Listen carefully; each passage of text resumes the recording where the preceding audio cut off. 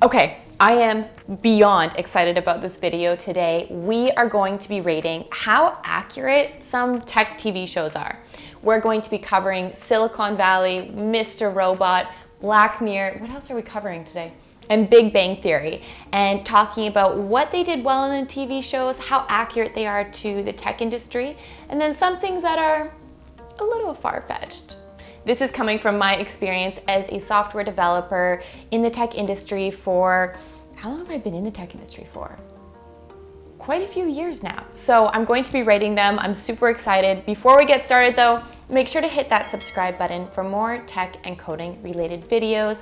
Shout out to some of these subscribers here. Thank you for being along this awesome journey, and seeing your questions, your comments, your feedback is always amazing. So thank you for being wonderful. Okay, let's get into it. Okay, the first on the list that I want to cover is a comedy series, Silicon Valley. If you haven't seen this, honestly, it is hilarious.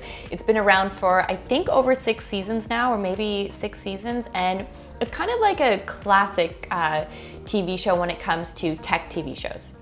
If you haven't seen the TV show, it's about this main character, Richard, who is a programmer and creates an app called Pied Piper and tries to get investors for it. And it goes into so much more than this, but I'm just going to say that much. And if you haven't seen it, go check it out. Okay, I have on my computer here some things that I think they did really well. Okay, we're gonna start with some rights, and we're gonna go right into season 4 in Silicon Valley. There's an episode where they are using other humans to help AI identify food. And this isn't completely uncommon in the tech industry to crowdsource or get the public's information or knowledge to help benefit AI. I mean, at the end of the day, the program or the AI needs to get real world knowledge from somewhere, and you need to typically do that from the public versus just your kind of close, tight-knit tech company. So, point 1 for Silicon Valley. Another thing that they got right in Silicon Valley TV show was about the lawsuits. This took place in the 2nd season of Silicon Valley. There was a company who sued Pied Piper for essentially copyright infringement. And we see this all the time in tech companies. One example is when Google filed against Uber, stating that a former employee took a piece of tech, or Google tech I should say, and launched a startup with it. So this isn't completely uncommon in the tech world, and it's something you really need to be careful of, especially if you are starting your own company. Okay, the next thing that I think they got right is the pivot. In the beginning seasons, they made a big pivot, and I think it's so important to talk about this one because if you are making a startup or a part of a startup, a lot of times in the early stages, there is going to be pivots. So this scene is from Silicon Valley season 3, when the Pied Piper team pivots away from their original idea to more of a chat video or video chat application. And these pivots happen all the time in real life. It's the only way that companies can grow based on consumer feedback, based on business feedback, is by pivoting based on what the consumer needs. Okay, now let's get into some things they did that are inaccurate or wrong. One thing they did wrong, or kind of inaccurate, I would say, at least for most tech companies, is the scene that ends in season 2 with firing Richard as the CEO, and it essentially leaves his chair as CEO empty. In reality, VCs would not let this happen. Usually, if someone got fired or had to step down, immediately after that, there would be someone replacing them. And in this episode, it kind of shows Richard stepping down, but doesn't really go into that. So maybe it's just not part of the storyline and they're not covering it, but it definitely is inaccurate to have an empty seat as a CEO, especially with VCs on board. They will not allow that. Okay, another thing they did wrong is having a lot of lawyer-free board meetings. So a lot of the times when you would see them having board meetings or a meeting with each other, there would be no lawyers in sight, which is completely inaccurate to the real world. Especially if a startup is growing quite quickly or at a certain level, you absolutely need a legal team there. So this scene is from the end of season 2, where Richard is being removed as a CEO, and there's no lawyers to be found, which is not accurate. Okay, next on the list, let's cover Black Mirror. Black Mirror, I got hooked on right away when it first came out and instantly was obsessed with it. You know, there was a lot of things in Black Mirror that I find almost predicted the future or what's happening now. A lot of things inaccurate too, but it was pretty cool to see how accurate they were on a lot of topics. Okay, so I want to talk about a few rights and then we'll do some wrongs. One thing I think they did really well was in the first episode of the third season. It was called Nosedive, and it's really all about predicting a world where people rely on or depend on their peers' perception of them. They want to be perceived by other people around them as cool, as popular, and all of that. And that's completely true today as far as social media goes. So in this episode, as you can see on the screen, people could judge you and rate you with every move you do, and your rating being used as a way to access things like better apartments, jobs, and different opportunities. So as you can see, it's not too far off with even just social media already. I think we put so much value and weight into people's thoughts with social media. Okay, another thing they did really well and I think is really accurate is the bee situation or the drones.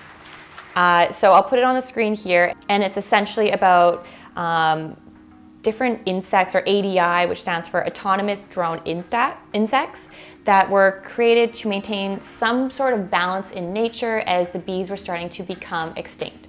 And while this technology isn't currently used yet, it's not too far off, in my opinion, that we will need something like this. Okay, one that I didn't find very realistic, or definitely not in the current world, is in the episode 15 Million Merits, where essentially everyone lives in a huge compound and there's screens everywhere. The common job for everyone is the same, kind of like almost hamsters. Everyone's job is just cycling. Obviously, or hopefully, that's not what we are at right now. Will it happen in the future? Once again, hopefully not, but it wasn't realistic to the point when it came out. Okay, next up, let's cover Big Bang Theory. I watched Big Bang Theory a while back, so I definitely relied on a lot of research for this one as well to ensure that what I'm saying is actually accurate, and what I'm saying is maybe not so accurate in the tech world is not so. Okay, one thing people keep on saying over and over again that Big Bang Theory did really well was when they presented whiteboard equations. So when you would see in the show the big whiteboard and all these equations on it, it was pretty accurate to real life. So there actually was a consultant that has worked on the show, a physics professor at UCLA, Dr. David Salzberg, and he's had a ton to do with how the show was produced and made when it came to scripts and accuracy. So a lot of people say just how accurate Big Bang Theory is based on his consultancy. One thing they did not do accurate, and maybe once again this is just because of lack of time or not necessarily part of the story, was the Nobel Prize process. So I'll put it up on screen here.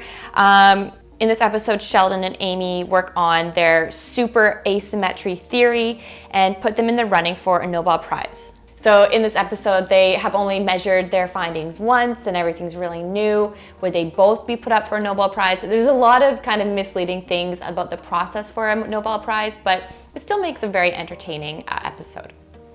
Okay, last but not least is Mr. Robot. This is a classic among techies. I think everyone loves this show so much, and a lot of it is to do with its accuracy.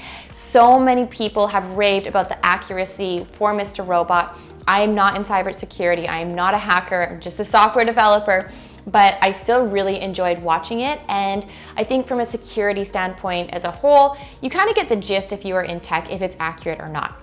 Some things I thought they did that were really great and really accurate include one scene here, which I will put on the screen, where they use USB drives or CDs as clickbait. So for those of you who aren't familiar, throughout the show in some parts, they will use discarded USB drives or CDs as bait for a potential victim to pick up and plug into their PC or laptop. A lot of times this is actually done in today's world, where it used to happen a lot with CDs, where people would be handing out CDs on the street saying, listen to my music, this is great, or USB drives, and people would go and put them in their computers, only not to be what they expected, and they get hacked. So yes, this is very accurate. Another thing I really liked about Mr. Robot is they really did a good job throughout, this isn't even a specific episode per se, but throughout the series, showing that everything can be hacked. I think a lot of times when we think getting hacked, we think computers or our phones, but really from your thermostat to your coffee machine to anything that is Internet of Things can be hacked. And that's really important to know, especially as we continue to progress with more of our household items becoming Internet of Things. Okay, I hope you enjoyed going through some of the most popular tech TV shows. I think it was really fun to see where they went right and wrong. I actually didn't even cover any negatives for Mr. Robot. One, I guess, would be their timelines. Sometimes the hacking timelines are really quick, and I don't think it's usually that quick, but once again, I'm not a hacker, so I really don't want to speak on that. But I found it really interesting to go through and see how much time and energy these people, from producers to consultants, put into making sure these shows are so accurate. Of course, there is always going to be flaws, but I think overall they did a really good job. I'm curious to know though, what is your favorite tech TV show?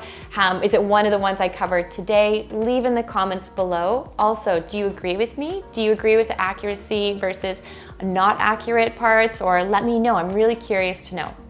Make sure to hit that subscribe button for more tech and coding related videos. Give this video a thumbs up, and I will see you all soon. Thanks everyone.